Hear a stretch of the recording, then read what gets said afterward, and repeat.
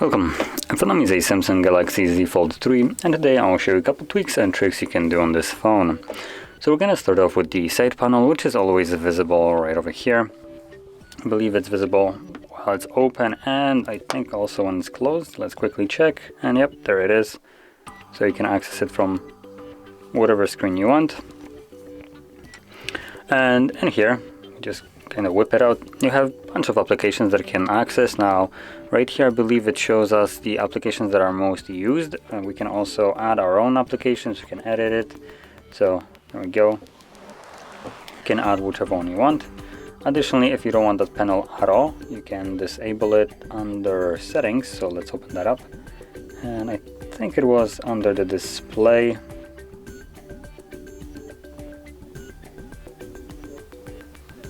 There we go, add panel. So right here, if you don't want it, you can turn it off quickly. We have the panel, so we have only apps, but we can also toggle some other stuff. As you can see, we have a bunch of ones. So we have some kind of live messages, people, smart select, task, weather, tools, reminders, clipboard. And additionally, you can also download more from the Galaxy Store, although more meaning they are paid. So they don't cost that much, but if you find ones that you really want, it's going to be like $1 or $2, something along those lines. So just keep that in mind. So anyway, moving on to the next one, it's just going to be the simple dark mode, which again can be accessed through the display section right here. Right at the top you have dark and light. We also have the dark mode settings, which allows us to turn it on as scheduled. So you can set it up so it turns on dark mode during nighttime, and during the daytime you have it in light mode, which would be the basically best case scenario. Or you can just permanently turn it on by toggling on like this. Now I'll stick with light mode, it just looks better on camera. So moving on to the next one, it's also going to be under the display, but this one is going to be the screen mode. Now this will allow you to basically customize how the display displays colors. So we have vivid, and then we also have the natural, which is something that looks a little bit more toned down and realistic, rather than this oversaturated mess and vivid one. So yeah, now it's just up to a personal preference. If you rather have the vivid, then there is nothing wrong with it. I personally prefer to have the little bit more toned down one that is a little bit more, well, true to life, what I would say. So moving on to the next option, it's just going to be the gesture navigation. Now by default we have the buttons right here, and I would consider them to be fairly outdated, especially for a device like this. So if we want to use gesture navigation, all we need to do is, well, actually go back to the display section, because apparently that's where all the good settings are hidden.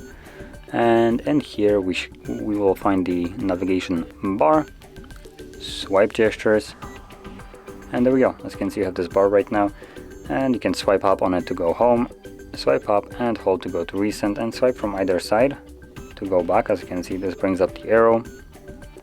So there we go. And now moving on to the next option, that will be a little bit more catering to, well, the big form factor of the phone itself. It's going to be the split screen and pop-up view options. So if you have some kind of app that you want to use along with some other one, you can basically open it up, go into recent, and then hold that icon of it.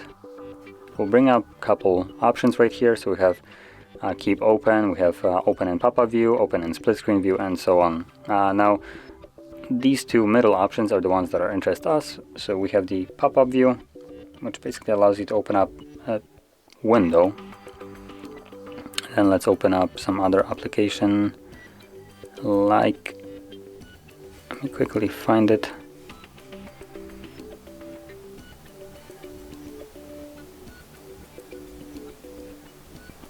Okay, let's minimize it, and oh, there we go, there is YouTube. So that's the second one that I'm gonna open.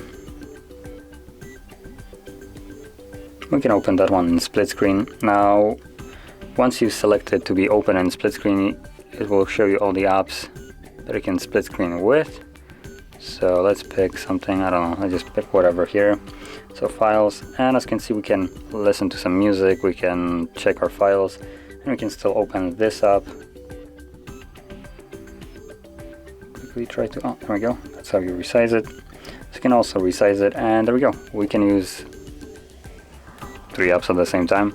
Now we can actually use way more than 3 apps, but let's see if we can go. We can add this here.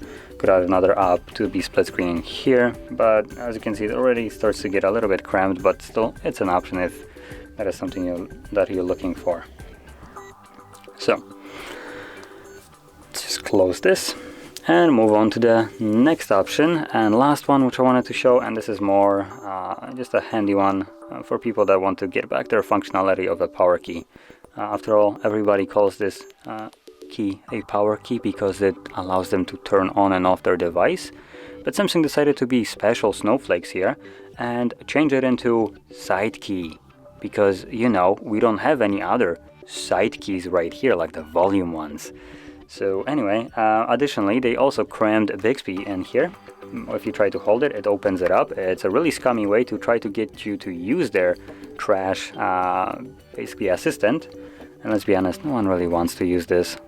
Or maybe not no one, but a lot of people don't. And if you're that type of person that just simply despises Bixby, then we can actually remove it and, well, number one, either turn it to be a Google Assistant, or we can just bring back the power key functionality. So to do so, you want to open up obviously settings, and we're going to navigate to advanced features. So right over here, and we have the side key. And in here we have double press launch camera, open Bixby, open apps, so this is good for double press. You can also disable it if you find yourself launching your camera by mistake or whatever it's assigned to. And then we have just the single press, which allows us to bring back the power menu. Now it actually looks like we cannot bring Google in here. I guess it makes sense that Samsung wouldn't probably want you to use something that isn't theirs at an super ease of access. So, you know, we can bring back the power and just get rid of the Bixby. And now if we hold the key, we actually get our boot menu, like every other device does. So anyway, this will conclude all the tweaks and tricks that I wanted to show you. And if you found any of them helpful, don't forget to hit that like button, subscribe, and thanks for watching.